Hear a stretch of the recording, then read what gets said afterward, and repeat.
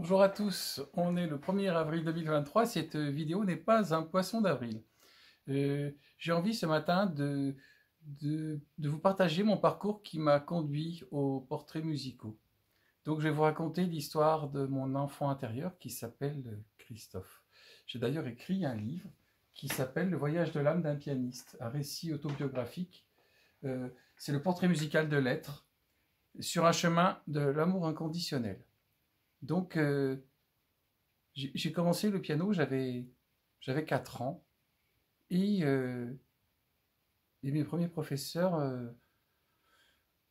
m'avaient dit que j'étais pas fait pour le piano, en fait. Donc après, ensuite, j'ai eu pas mal de professeurs de piano qui qui ont été maltraitants, c'est-à-dire que un cours c'était très bien, un autre cours c'était nul, un autre cours c'était très bien, un autre cours c'était nul, c'était toujours la douche froide. Et ce qui est positif dans tout ça, c'est que ça a renforcé mon hypersensibilité, ça a renforcé mon empathie, ça a renforcé plein de choses. La maltraitance renforce euh, tout ce qu'il y a de plus profond et d'intérieur en nous, dans un esprit dans une volonté de survivre en fait. Parce que, en fait, je me suis rendu compte il n'y a pas tellement longtemps, par des retours extérieurs, en fait, c'est que ce petit Christophe, en fait, mon enfant intérieur, avait une aura, avait une lumière. Et, et en fait, les personnes qui étaient en face, ils voulaient détruire cette lumière, c'était insupportable pour eux.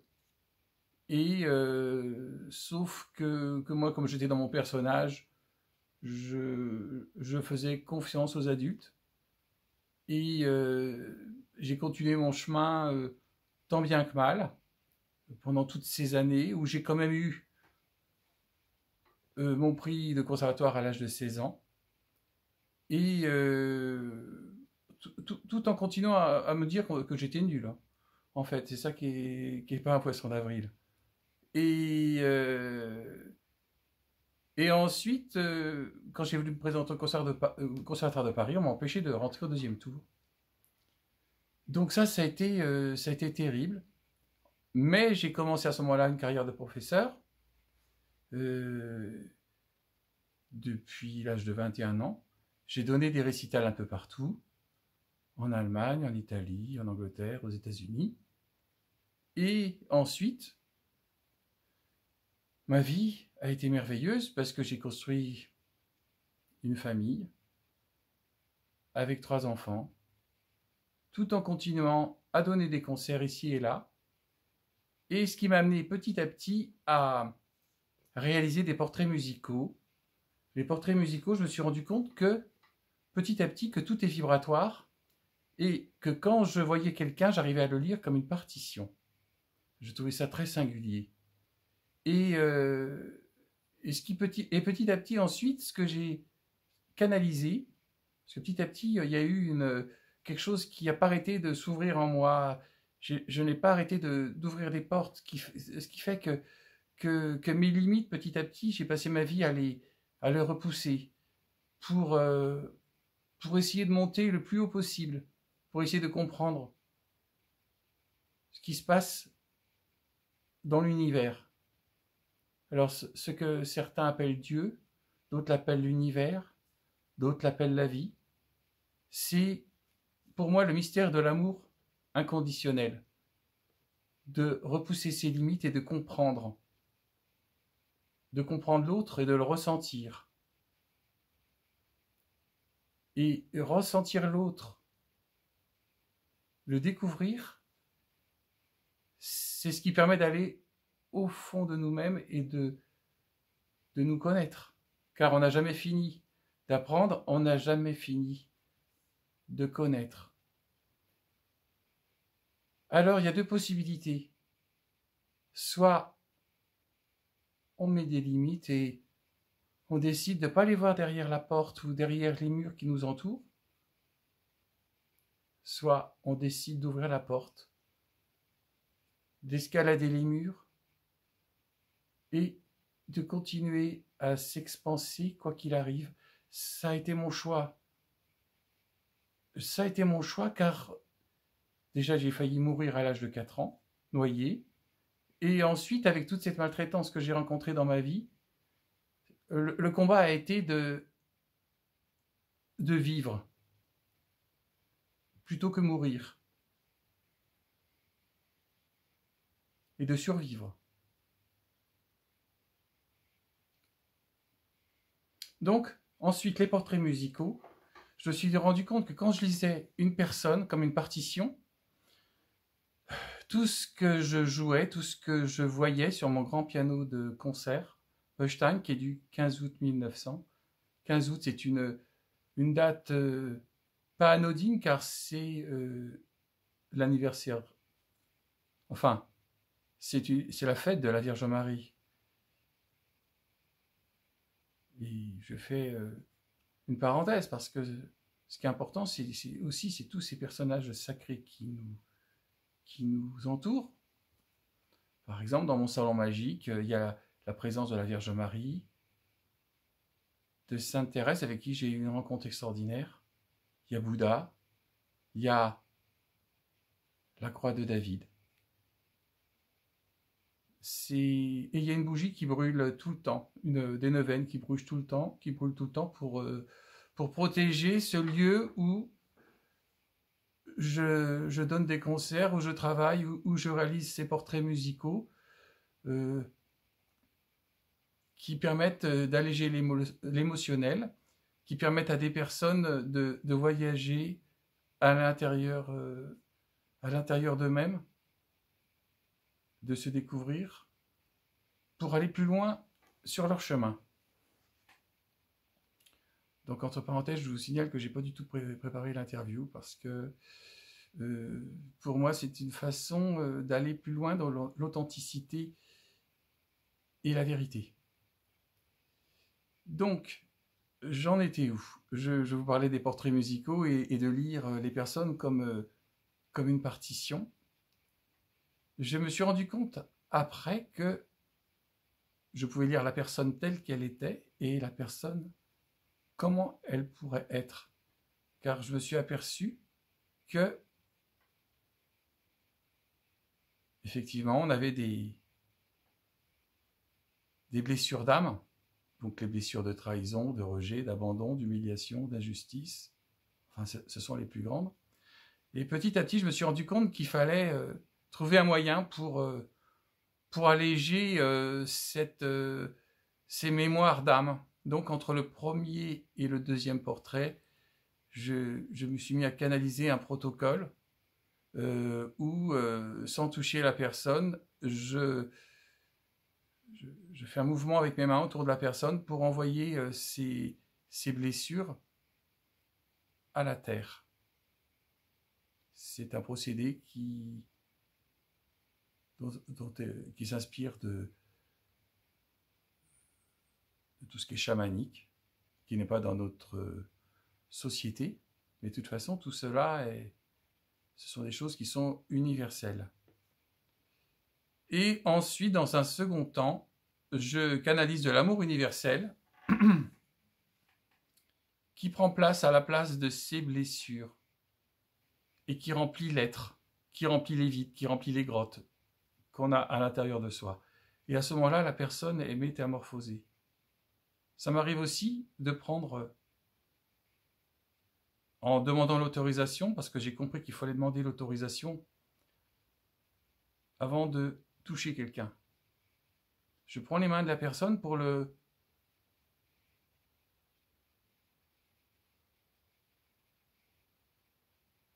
reconnecter à son enfant intérieur. Et à ce moment-là, souvent, il y a des larmes qui jaillissent. À ce moment-là, il y a des choses formidables qui se passent. Car l'adulte oublie souvent ou ne veut plus voir ses blessures d'enfant. Donc de reconnecter son enfant intérieur en lui prenant les mains, c'est quelque chose d'inouï qui permet aussi d'alléger l'émotionnel par des larmes, car aussi un adulte ne pleure pas. Un adulte doit rester droit, doit garder un rang, doit avancer, doit avoir des objectifs, des buts. Et tous ces objectifs qui ont été formatés par des protocoles, par des schémas depuis l'enfance, tous ces schémas font qu'on oublie de vivre le moment présent, on oublie de vivre sa vie et on peut passer à côté de sa vie. Alors maintenant, je vais vous jouer quelques morceaux de piano parce que je suis surpris quand je donne les cours aux élèves que les élèves, ils sont toujours en train de travailler, mais ils ne savent pas jouer de morceaux. Et je leur dis, moi, tous les morceaux que j'ai travaillés depuis tout petit, je peux vous les jouer. Par exemple, je vais vous jouer quand je suis rentré au conservatoire. C'était la Sicilienne de Schumann.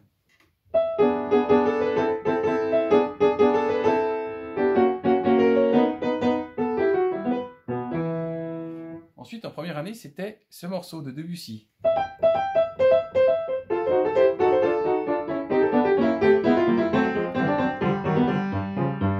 Après, en deuxième année, c'était ce morceau de Jacques Ibert.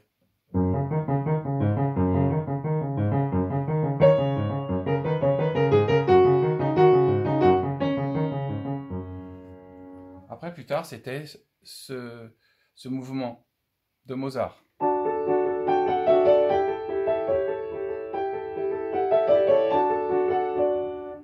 Ensuite, un peu plus tard, j'avais envie de travailler la première ballade de Chopin. Et ma professeure m'avait dit, non, c'est beaucoup trop dur, tu n'y arriveras pas. Tu es trop nul, tu ne peux pas jouer ça. Et à ce moment-là, je me suis dit, je vais la travailler. Et un jour, je suis arrivé en cours et je lui ai joué.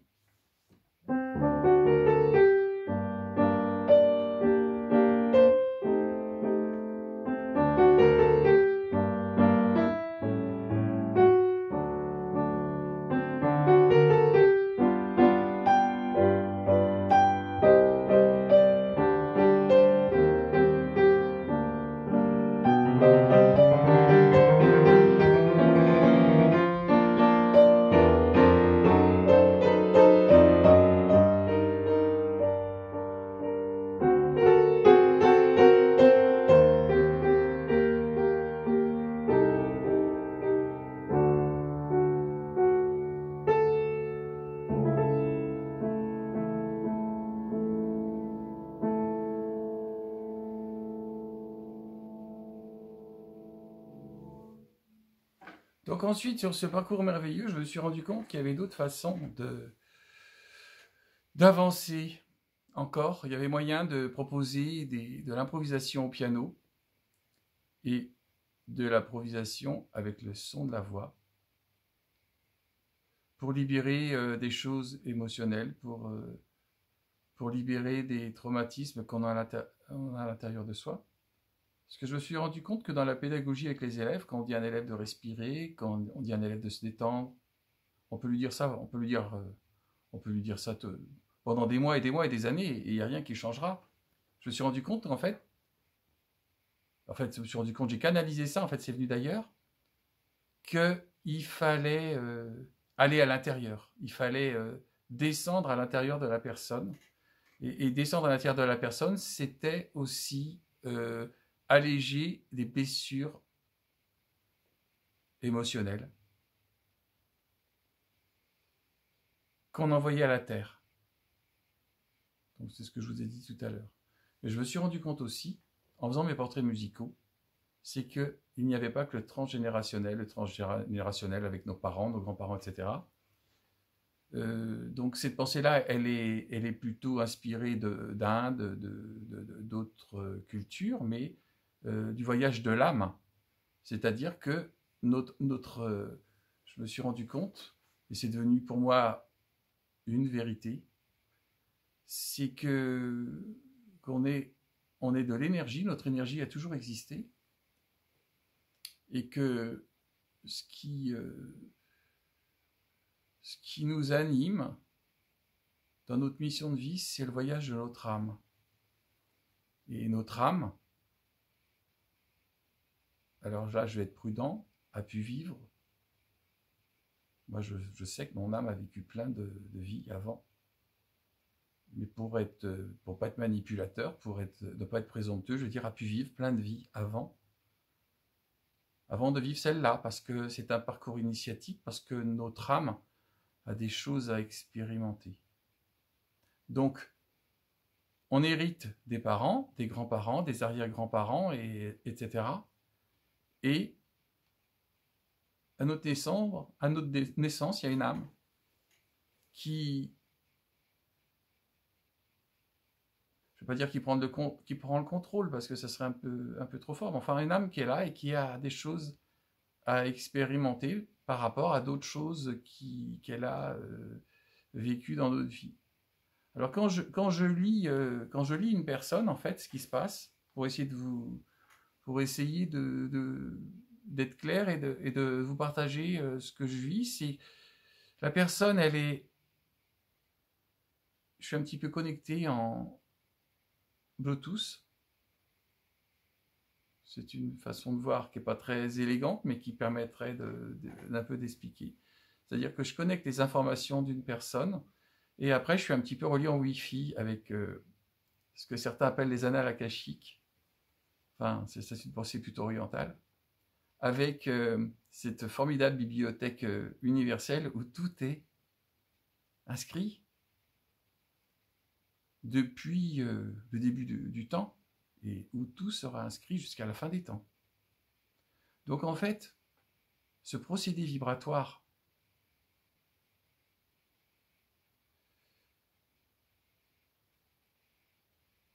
que j'ai initié dans les portraits musicaux, en fait, il va bien au-delà de tout ce qu'on pourrait penser, parce que la musique, en fait, c'est vibratoire, et ce qui s'est imposé à moi, c'est que au-dessus de la musique, il y a comme un message subliminal, un message qui soigne l'âme, qui soigne le cœur, qui permet de libérer l'émotionnel, qui permet de donner du soin, qui permet de donner de l'amour.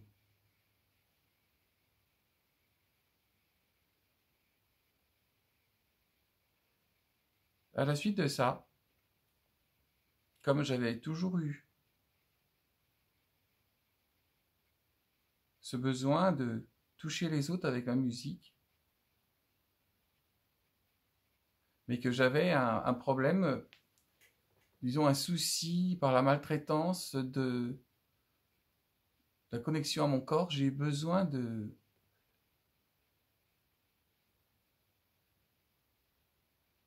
vivre ce que c'était que le massage, des soins comme la réflexologie, des soins comme la kinésiologie.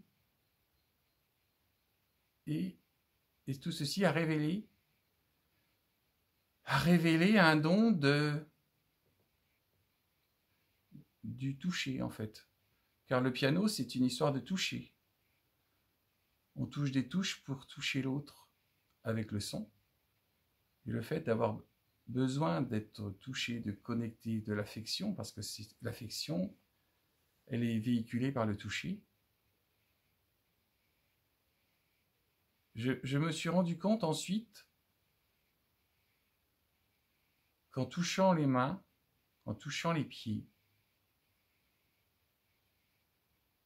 en passant les mains au-dessus de quelqu'un, au-dessus d'un corps à 20 cm, qu'il y avait autant d'informations qui pouvaient être véhiculées. Je me suis rendu compte qu'un pied pouvait raconter une histoire, une autre histoire, une main gauche, d'autres vibrations, d'autres choses, et je me suis mis à créer des musiques sur différentes parties du corps.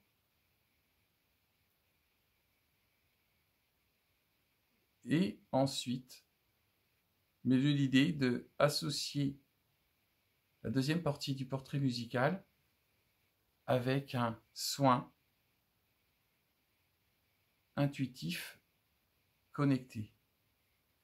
C'est-à-dire qu'à ce moment-là, la personne elle peut être touchée par la musique et touchée dans son émotionnel par, par les techniques de massage ou d'acupression.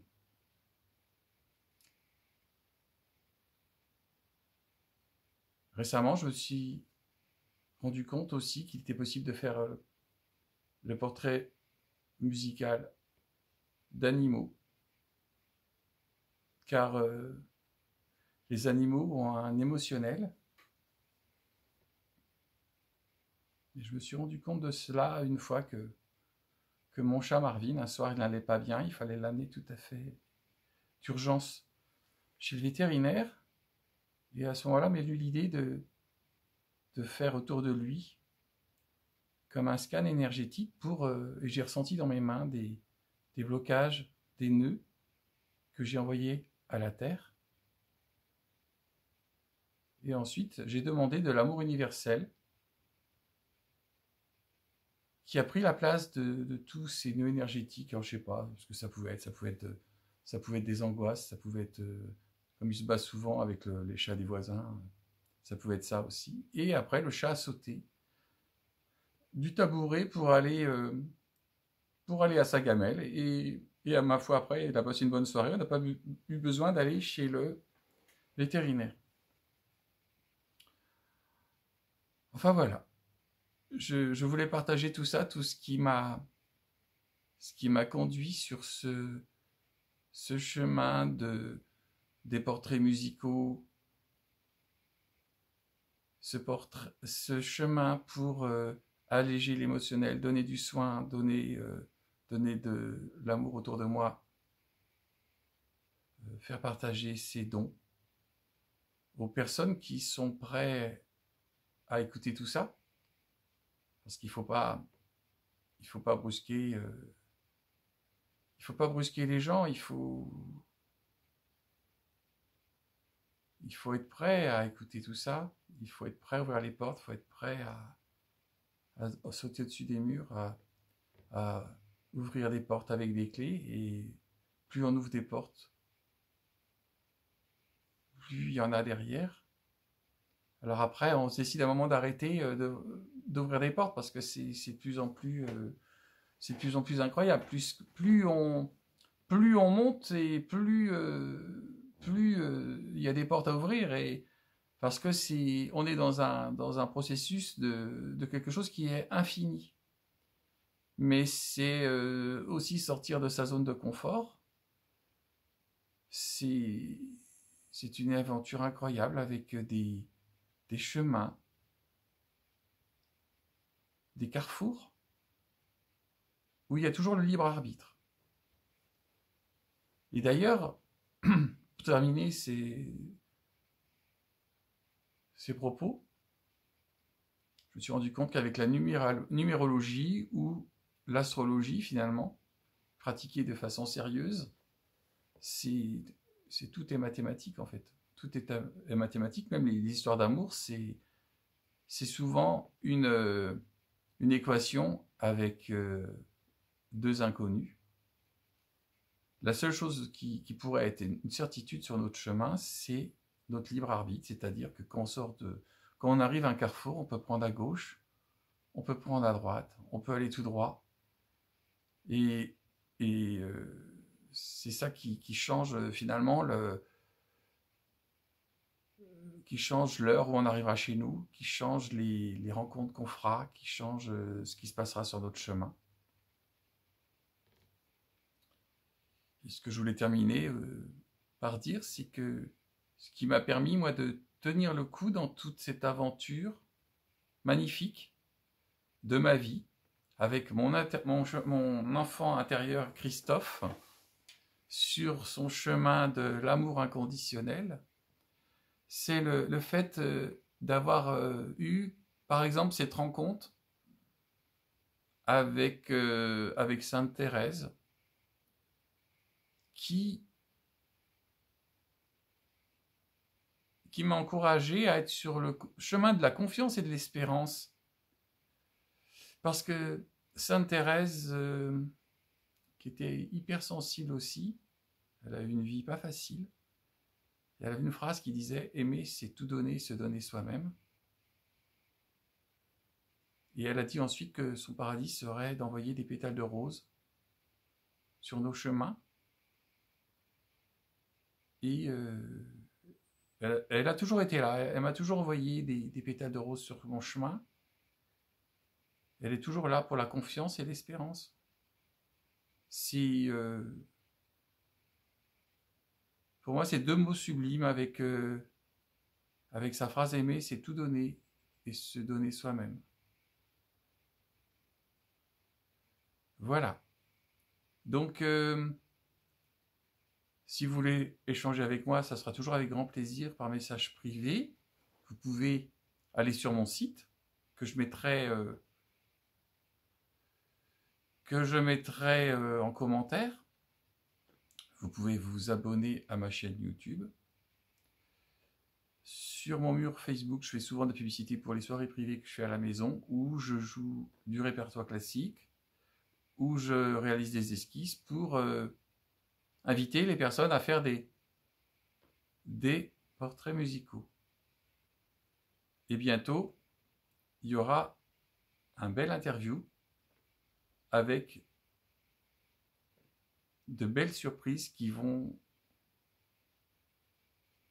arriver pour vous, des propositions magiques. Entre le portrait musical et l'association